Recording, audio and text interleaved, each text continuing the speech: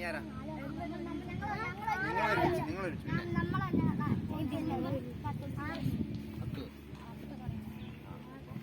കാര്യമില്ല.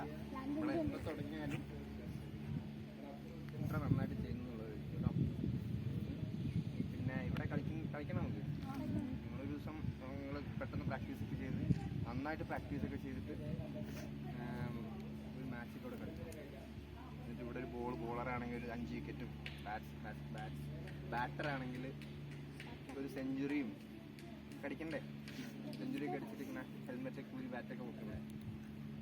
അങ്ങനെ ഇല്ല അങ്ങനെ